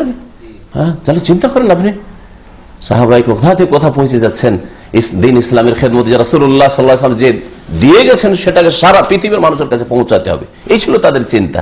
আর আমরা নিজের স্ত্রীর কাছে পৌঁছাবার তৌফিক আমাদের হয় না, ছেলে মেয়েদেরকে তরবিয়ত দেওয়ার তৌফিক হয় না, বাপ মায়ের কাছে পৌঁছাতে সাহস হয় না, শ্বশুর ঘরে পৌঁছাবার সাহস হয় না, মামাদের ঘরে পৌঁছাবার সাহস হয় না। না, সমালোচনার পাত্র হয়ে যাব, লোকে কি বলবে যদি বলে এটা শিরক এটা বিদআত, লোকে সমালোচনা করবে, লোকে ওয়াহাবি বলে লোকে কি বলবে, এই নিয়ে পেরেশান। কত মহব্বত করে রাসূলের সাথে, বুঝা গেছে? জি হ্যাঁ। তো রাসূলুল্লাহ সাল্লাল্লাহু আলাইহি ওয়াসাল্লাম সাহাবায়ে কেরামরা এই নবীর ওসিয়তের আমল করেছেন, উপদেশের উপর। দেখো, তোমরা ভিড় ভাড় করে যদি কবরের কাছে আসো তাহলে এটা মেলা বানিয়ে দেওয়া হবে, এই কাজ করিও না। আমার কবরের কাছে আসার উদ্দেশ্য হচ্ছে দুরুদ পেশ করা, সালাম পেশ করা। ওটা যে কোনো জায়গা থেকে হইতে পারে, মক্কা থেকে হইতে পারে, মক্কায় বসবাস করো, কুফায় বাস করো, কুফা থেকে হইতে পারে, মিশরে বাস করো, মিশর থেকে হইতে পারে, সারা দুনিয়ার যে কোনো জায়গা থেকে হইতে পারে। এই জন্য নবী সাল্লাল্লাহু আলাইহি ওয়াসাল্লাম এই কথা বলেছে। হাদিসটা আবু দাউদে রয়েছে, আর হাদিসের সনদ হচ্ছে হাসান, মানে সুন্দর, আর এর বর্ণনাকারীরা সবাই নির্ভরযোগ্য, বিশ্বস্ত। তারপরের হাদিস আগে এই হাদিস থেকে যা জানলাম অধিকাংশ বিষয়গুলো আলোচনা করেছে। নবী সাল্লাল্লাহু আলাইহি ওয়াসাল্লাম যে কবরের কাছে নামাজ পড়া শিরকের রাস্তা, এই রাস্তাকে বন্ধ করেছেন, তাই না? কবরের পাশে নামাজ পড়া শিরকের রাস্তা, যদি আল্লাহর জন্য নামাজ পড়েন তবু শিরকের রাস্তা। এই জন্য নবী সাল্লাল্লাহু আলাইহি ওয়াসাল্লাম বলছেন, দেখো তোমাদের বাড়িগুলি কবরের মতো পরিণত করি না, মানে কবরের কাছে যেমন নামাজ পড়ো না তোমরা জানো ইসলামের হুকুম, ঠিক তেমনি বাড়িকে নামাজবিহীন করিও না। আর কবর সম্পর্কে বাড়াবাড়ি করাও নিষেধ করেছেন। এই জন্য নবী সাল্লাল্লাহু আলাইহি ওয়াসাল্লামের কবরের কাছে মেলা করা নিষেধ করেছেন। মেলা করা মানে বাড়াবাড়ি করা। এমন কোন নেক মানুষ মারা গেছে আর তার কবর কাছে সকাল বিকাল ভিড় ভাড় লেগেই আছে, বসে কিছু লোক কোরআন পড়তেই আছে, হ্যাঁ, সব সময় মানুষ সেখানে হাজির, মানুষ ছোটানি নাই সেখান থেকে, তাহলে এটা মেলা মেলা লাগিয়ে দেওয়া। আর এইভাবে ধীরে ধীরে লোক সংখ্যা বাড়বে, আর দুর্বল ইমানের মানুষদের ইমানকে ইবলিস শয়তান, মানুষ শয়তান, জিন শয়তানে কেড়ে নেবে। যে এরা ওলিউল্লাহ ছিল তখন দিতে পারে, এরা মরেও মরে না, আরো শক্তিশালী হয়ে যায়। এসব কথাই শিখায় কবর মাজারপন্থীরা। এই হাদিস থেকে আমরা জানতে পারলাম যে মাশরুইয়াতুস সালাত ওয়াস সালাম আলাইহি ফি জামি আনহাইল আরদ, পৃথিবীর যে কোনো কোনায় থাকেন না কেন সেখান থেকেই নবী সাল্লাল্লাহু আলাইহি ওয়াসাল্লামের উপর সালাত সালাম পেশ করা শরীয়ত সম্মত, ওখান থেকে পেশ করবেন। আপনি কখনোই কথা চিন্তা করবেন না যে আল্লাহ রাসূল কবর কাছে যেতে পারলাম না, সেই জন্য আমি হয়তো ভাগ্যবান হইলাম না। না, আলহামদুলিল্লাহ ভাগ্যবান যে আপনি দুরুদ বেশি পেশ করতে পারছেন। আর মদিনায় বসবাস করে আর গোটা সপ্তাহে একবার দুরুদ পড়ার তৌফিক হয় না, সালাম পড়ার তৌফিক হয় না, বা নামাজ ঠিক করে পড়েন না। তার চেয়ে তো অনেক ভালো যে আপনি 10,000 কিলোমিটার দূরে থাকেন মক্কা মদিনা থেকে, কিন্তু আলহামদুলিল্লাহ রাসূলুল্লাহ সাল্লাল্লাহু আলাইহি ওয়াসাল্লাম নিয়ে আসা দিনকে ভালোবাসেন এবং সুন্নতি তরিকাতে আপনি সালাত সালাম পেশ করেন। তারপরে এই হাদিস থেকে আরো জানতে পারলাম যে আন্নাহু লা মাজিয়াতা লিল কুরবে মিন কবরিহি সাল্লাল্লাহু আলাইহি ওয়াসাল্লাম, রাসূলুল্লাহ সাল্লাল্লাহু আলাইহি ওয়াসাল্লাম কবরের নিকটবর্তী হয়ে কোনো ইবাদত করলে, কোনো কাজ করলে বা দুরূদ সালাম পেশ করলে বেশি বৈশিষ্ট্য হবে, এটা না। যদি নবীর কবরের কাছে সালাত সালাম পেশ করলে বেশি গুণের হইতো, তাহলে নবী কেন বলবেন যে তোমাদের সালাত সালাম যে কোনো জায়গা থেকে পৌঁছে, এই কথা কেন বলবেন? তাহলে বলতেন যে হ্যাঁ, আমার কবরের কাছে এসে যদি সালাত সালাম পেশ করো তাহলে বেশি সওয়াব পাবে, বলেছেন। বরং বলছে ফাইন্না সালাতুকুম তাবলুগুনি হাইসু কুনতুম, তোমরা যেখানে থাকো না কেন সেখান থেকে আমার কাছে তোমাদের সালাত দুরুদ পৌঁছে যায়। নবী সাল্লাল্লাহু আলাইহি ওয়াসাল্লাম তাওহীদের হেফাজতের জন্যই এই কথাটা বলেছেন, যে হাদিসটা তাওহীদের হেফাজতের জন্য। আমার কবরকে মেলা বানাবে, মেলা বানাতে বানাতে ভাববে যে তাহলে কিছু পেতে পারি এখানে, আর এখানে আসে বিশেষ কিছু বৈশিষ্ট্য হাসিল হইতে পারে ইত্যাদি। ওয়ান আলী ইবনুল হুসাইন রাদিয়াল্লাহু আনহুম আন্নাহু রাআ রাজুলান ইয়াজিউ ইলা ফুরজাতিন কানাত ইনদা কবরিন নবী সাল্লাল্লাহু আলাইহি ওয়াসাল্লাম ফায়াদখুলু ফিহা ফায়াদউ ফানাহাহু। আলী ইবনে হুসাইন, আলী ইবনে হুসাইন ইবনে আলী ইবনে আবি তালেব, ইনি হুসাইনের ছেলে আলী। আর হুসাইন কার ছেলে? আলীর ছেলে, হ্যাঁ, বড় আলী, চতুর্থ খলিফা আলী। আর আলী কার ছেলে? আবু তালেবের ছেলে, বুঝতে পারলেন না? এই আলী ইনি হচ্ছেন ছোট আলী। ছোট আলী মানে মান সম্মানের না, বয়সের দিক থেকে বলছি। চতুর্থ খলিফার নাতি এটা, আলী ইবনুল হুসাইন বিন আলী রাদিয়াল্লাহু আনহু। হুসাইন রাদিয়াল্লাহু তাআলা আনহু যিনি শহীদ হয়েছেন কারবালায়, তার ছেলে আলী, যার উপাধি ছিল জাইনুল আবেদিন। কি ছিল উপাধি? জাইনুল আবেদিন। নামটা শুদ্ধ করে নেন, আমাদের দেশের লোকেরা কি করে? জয়নাল আবদিন। একটা জাইনুলকে জয়নাল বানিয়ে দিল, আর আবেদিনকে আবদিন করে দিল, দিয়ে অর্থই পাল্টে দিল, কোনো অর্থই থাকলো না, তরজমাই থাকলো না তার। কত বিকৃতি! জাইন মানে হচ্ছে অলংকার, এই জন্য জিনত, জিনত মানে অলংকার, তাই না? ওয়ালা ইউবদিনা জিনাতাহুন্না, জাইন মানে অলংকার। আর আবেদিন মানে এবাদতকারী, এবাদতকারীদের অলংকার শোভা ছিলেন ইনি। এই উপাধি তাবেইনরা তাকে দিয়েছিলেন এই জন্য যে এত বেশি ইবাদত বন্দেগী করতেন, ফরজের পর নফল ইবাদত বন্দেগী, বেশি বেশি কোরআন তেলাওয়াত, বেশি বেশি নামাজ পড়া, লম্বা তাহাজ্জুদ পড়া, সালাতুদ দুহা পড়া, খুব বেশি নফল পড়তেন। যার ফলে এত পরেজগার হওয়ার কারণেই তাকে লাকাব বা উপাধি দেওয়া হয়েছিল জাইনুল আবেদিন বলে। তার ইন্তেকাল 93 হিজরিতে, তোমরা সাহাবায়ে কেরামদের জামানাতে, সাহাবায়ে কেরামদের শেষ সাহাবী মক্কাতুল মুকাররমে ইন্তেকাল করেছেন 110 হিজরিতে, আবু তুফাইল দৌসি রাদিয়াল্লাহু। আবু তুফাইল দৌসি 10 বংশ, এই 10 বংশ আলবাহা এলাকা, যে এলাকা থেকে আমি গতকালকে ঘুরে এলাম। তো ওখানে আমার আলোচনার পরে একটা প্রশ্ন ওখানকার একজন দায়ী ভাই যেন করলো যে এই এলাকার একজন প্রখ্যাত সাহাবী ছিলেন, ওর নাম কে বলতে পারবে? তো কয়েকশো লোকের মধ্যে একটা লোকই পারলো, যে আবু হুরায়রা রাদিয়াল্লাহু আনহু। আবু হুরায়রা দৌস বংশের ছিলেন, দৌসি ছিলেন। আবু হুরায়রা রাদিয়াল্লাহু, যিনি সবচেয়ে বেশি হাদিস বর্ণনা করেছেন রাসূলুল্লাহ সাল্লাল্লাহু আলাইহি ওয়াসাল্লাম থেকে, তার এলাকাটা আল বাহারি, একটা ছোট শহর মান্দাক, ওইখানে তার বাড়ি ছিল। আর আবু তুফাইল দৌসি এই আবু হুরায়রার বংশেরই শেষ সাহাবী, তিনি মক্কাতুল মুকাররমে ইন্তেকাল করেন 110 হিজরিতে। এই আলী বিন হুসাইন জাইনুল আবেদিন, হুসাইন রাদিয়াল্লাহু তাআলা শাহাদাতের সময় একেবারে নাবালক ছোট বাচ্চা ছিলেন, আর সহিহ সালামতে তিনি একমাত্র ওই পরিবারে ফিরে এসেছিলেন মহিলাদের সাথে। আন্নাহু রাআ রাজুলান, তিনি একটা লোককে একবার দেখলেন, ইয়াজিউ ইলা ফুরজাতিন কানাত ইনদা কবরিন নবী সাল্লাল্লাহু আলাইহি ওয়াসাল্লাম, একটা ছিদ্র আছে নবী সাল্লাল্লাহু আলাইহি ওয়াসাল্লামের কবরের পাশে, ওইখানে ওই লোকটি আসছে। নবী সাল্লাল্লাহু আলাইহি ওয়াসাল্লামের যে কবর মা আয়েশার কক্ষে ঘরে, তো ওই ঘরের মধ্যে কবর আছে, আর ঘরটা তখন কাঁচা ছিল, খড়ের খেজুর পাতার ঘর ছিল, তো ওখানে একটা ছিদ্র পেয়েছো, ওই ছিদ্রের কাছে বারবার করে ওই লোকটা আসছে। তাবেঈনদের জামানার ঘটনা এটা, বরং সাহাবার অনেকে তখন বেঁচে আছেন।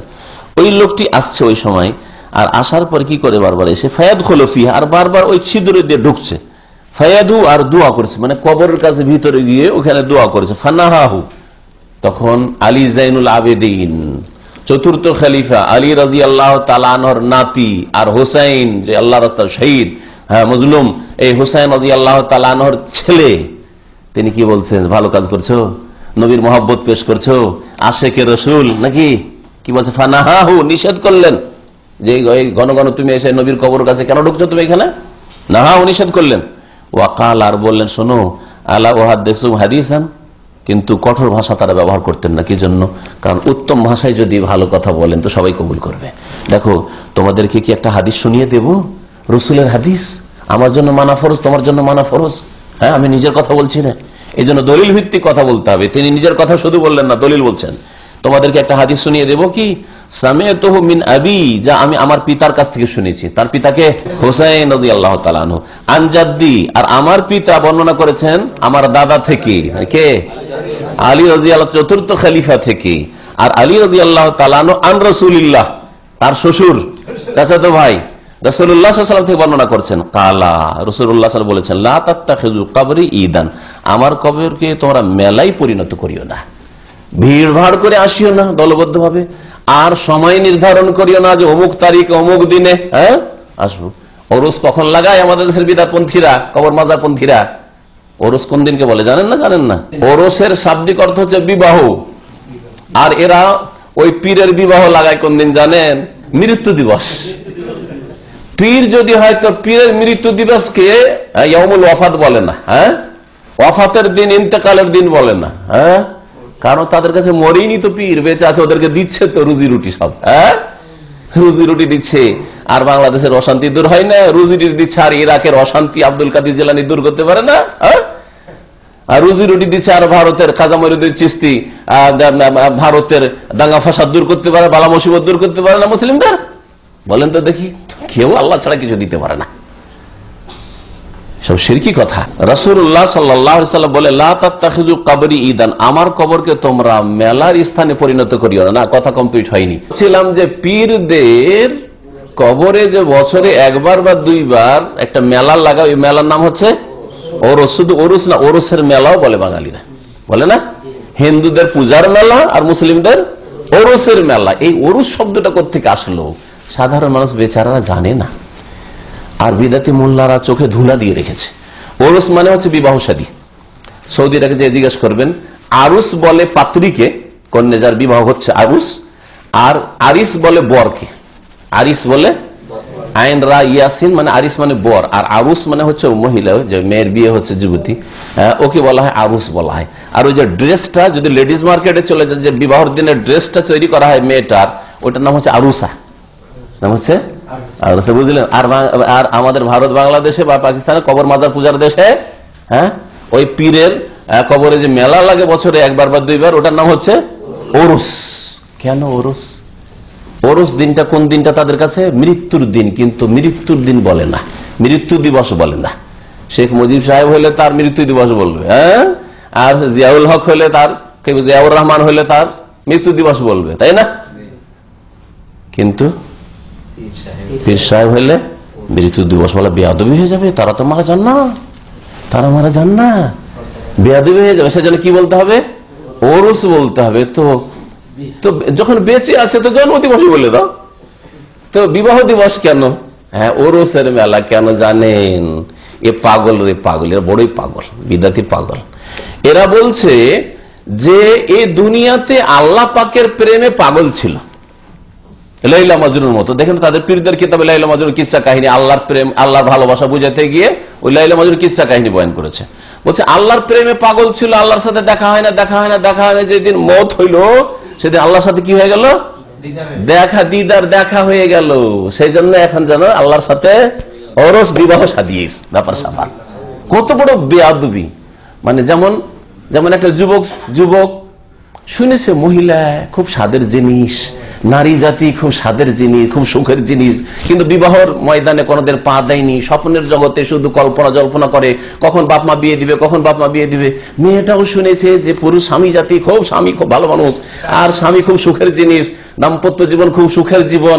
ও কল্পনা জল্পনা করছিল। দুইজনে ওই বাসর রাতে যে দেখা হইল, কি যে মজার রাত, তাই না?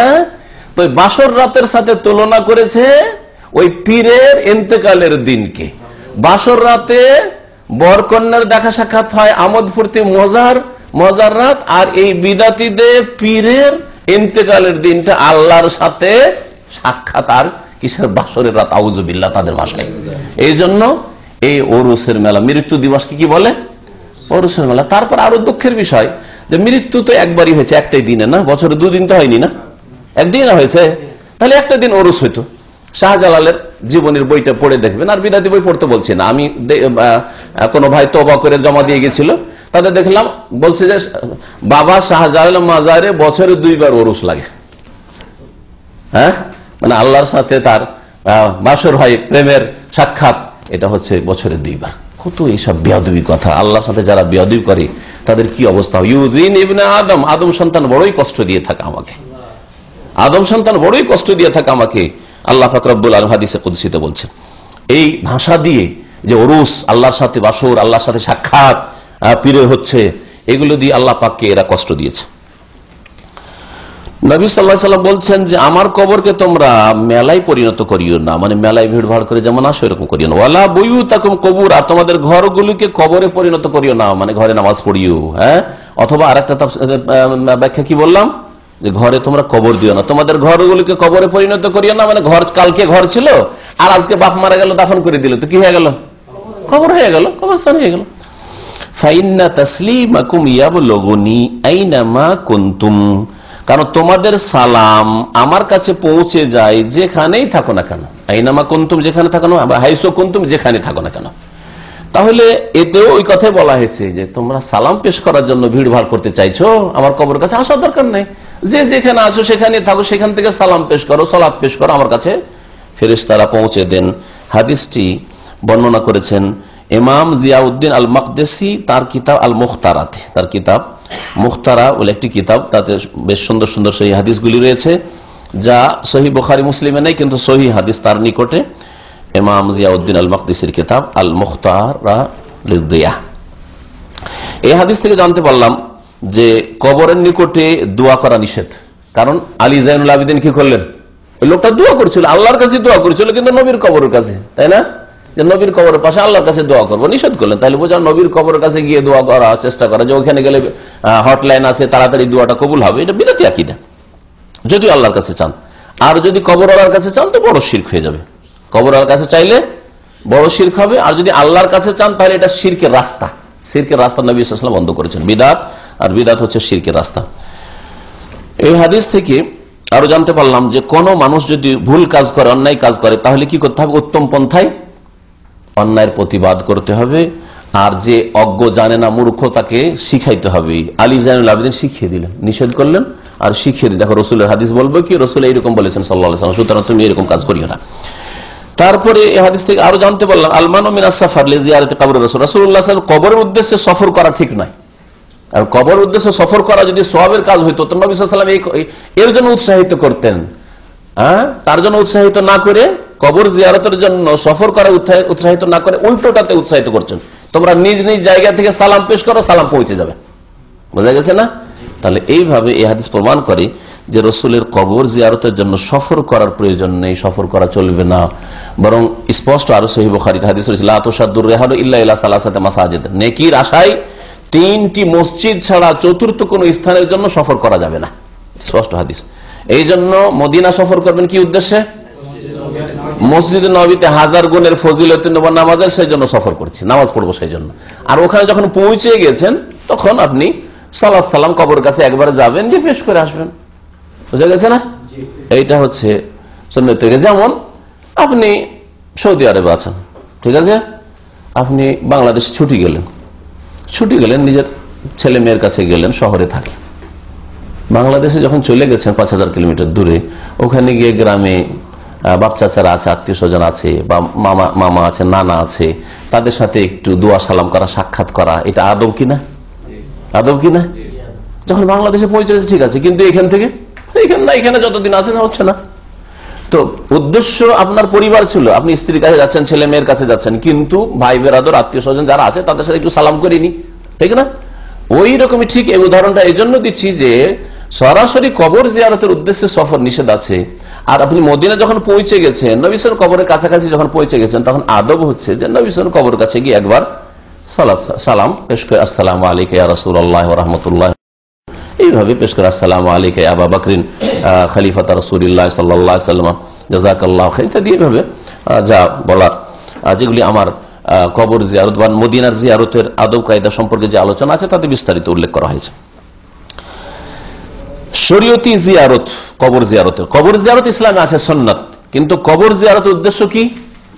এর আগেও বলেছি, কবর জিয়ারতের উদ্দেশ্য একটা হচ্ছে যে আপনি পরকালকে স্মরণ করবেন, 2 নম্বর হচ্ছে যে আপনি নবী সাল্লাল্লাহু আলাইহি ওয়াসাল্লামের কবর জিয়ারত করছেন সালাম পেশ করার জন্য, আর অন্যদেরও কবর যদি জিয়ারত করে সেখানেও সালাম করবেন।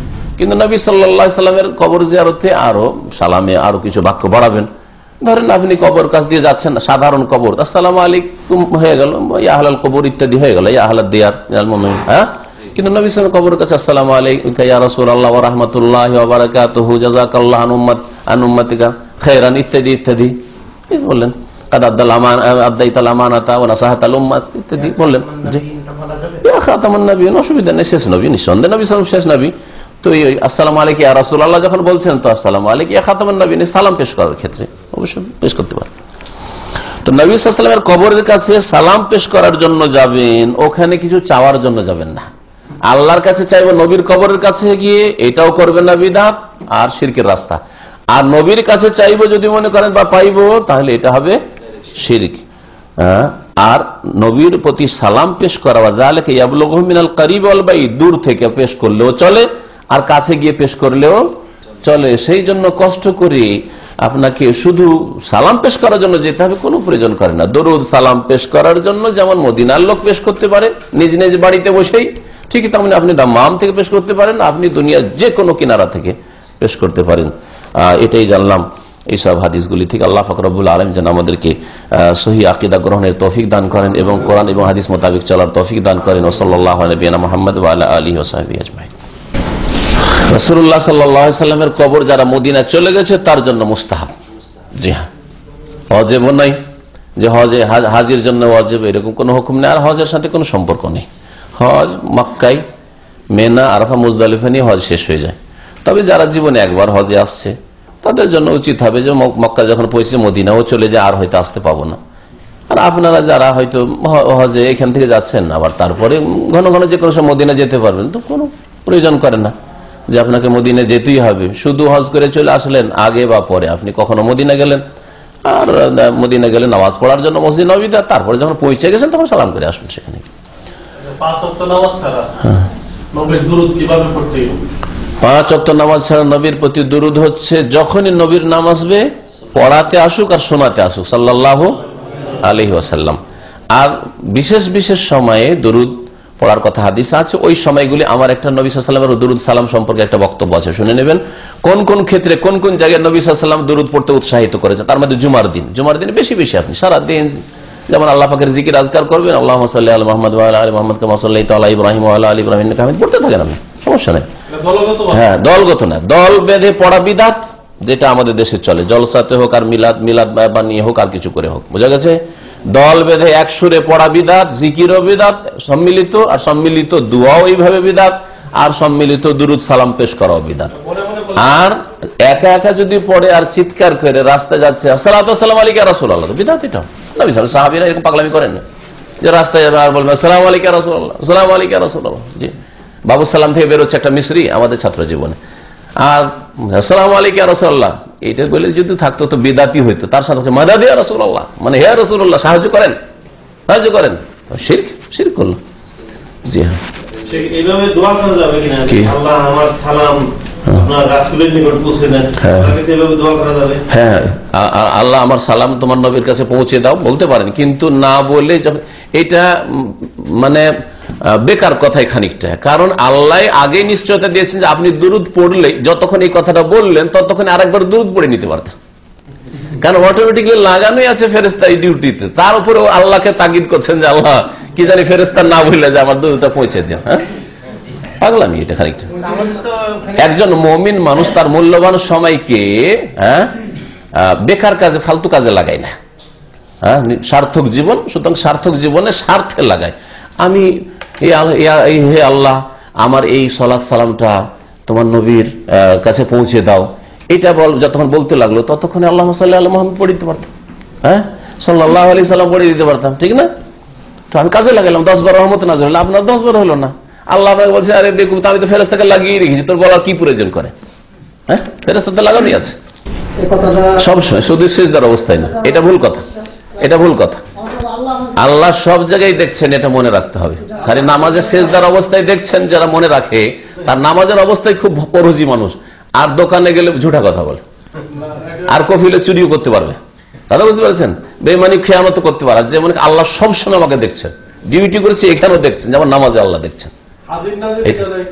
হাজির নাজির কথাটা এক অর্থে ঠিক আর এক অর্থে ঠিক না। হাজির মানে উপস্থিত, আল্লাহর জ্ঞান যদি বলেন আর ক্ষমতা, তাহলে আল্লাহ উপস্থিত, কিন্তু আল্লাহ পাকের সত্তা হাজির, আল্লাহর সত্তা আর হাজিমে। সুতরাং হাজির যদি বলেন যে সত্তাগত ভাবে হাজির, তাহলে অন ইসলামিক কথা, হ্যাঁ, এটা জায়েজ নয়। আর যদি বলেন আল্লাহ পাকের এলম হাজির, সবকিছু আল্লাহ দেখছেন জানছেন, আল্লাহ পাকের ক্ষমতা হাজির, আল্লাহর ক্ষমতার বাইরে যেতে পারে না কেউ, তাহলে ঠিক আছে। আর নাজের কথাটা, নাজের মানে যিনি দেখছেন, নাজের নজর থেকে তিনি নজর রাখছেন, তো এটা ঠিক যে আল্লাহ পাক আরশ আজিম থেকে সব কিছুর উপর, সব সূক্ষ্ম জিনিসের উপর নজর রাখছেন। দিয়ে নামাজ পড়বে, বিনা বাতিতে নামাজ পড়বে, অসুবিধা নেই। কিন্তু যেসব জায়গাতে সাপ বিচ্ছুর আশঙ্কা আছে ওখানে অন্ধকার নামাজ পড়বে না, আর এমনি অন্ধকার নামাজ পড়তে পারে। আর অন্ধকার করতেই হবে তাহাজ্জুদের জন্য, এটাও কোনো জরুরি নেই, বাতি দিবে, অসুবিধা। বাতি দিলে একটু খুশুখুশু হয়তো কম হয়, আশেপাশে লোকজন আছে হয়তো, এইটাই হয়তো ভাবছে, কিন্তু না, এটা কোনো শরীয়তি বিষয় নাই। লাইট দিলেও তাহাজ্জুদ পড়তে পারেন, আবার অন্ধকার করেও তাহাজ্জুদ পড়তে পারেন। যদি দেখেন রুমে লোকেরা শুয়ে আছে আর লাইট জ্বালেন, তাহলে মানুষকে কষ্ট দিলেন, এই তাহাজ্জুদ পড়ে গুনাহ হবে। মসজিদের ভিতরে দুটোই করতে পারেন, লাইট জ্বেলেও পড়তে পারেন। আর অধিকাংশ মানুষ কি চাইছে? লাইট জ্বালতে চাইছে, কোনো অসুবিধা। অধিকাংশ অন্ধকার করতে চাইছে, কোনো অসুবিধা নেই।